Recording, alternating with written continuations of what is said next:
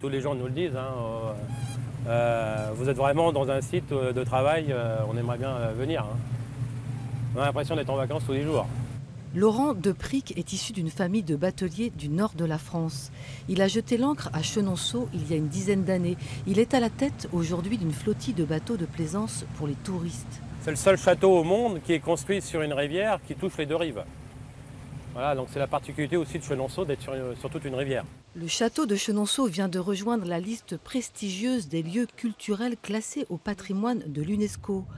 Un classement dont elle avait été exclue il y a 17 ans et qui, Laurent l'espère, va favoriser la préservation du patrimoine fluvial. Donc il faudrait justement préserver nos barrages à aiguilles. D'ici peu de temps, on va être les seuls en France à avoir ce style de barrage à aiguilles. Donc rien n'est automatique ni hydraulique, tout se fait à la main. Au château de Chenonceau, on se réjouit de cette reconnaissance mondiale, bien que tardive. Le label de l'UNESCO, c'est l'assurance de bénéficier d'une protection particulière.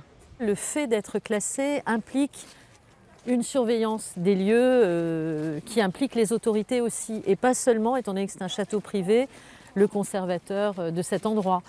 Et en termes de conservation et de protection, c'est très important d'avoir le label patrimoine mondial de l'UNESCO, bien sûr. Donc ça nous intéresse beaucoup, oui. On fait attention à pas mal de choses, on est extrêmement vigilant sur le fait que les visites doivent se faire dans le calme, que le ciel ne soit pas envahi, qu'il n'y ait pas de pollution auditive, visuelle, etc. pour nos visiteurs.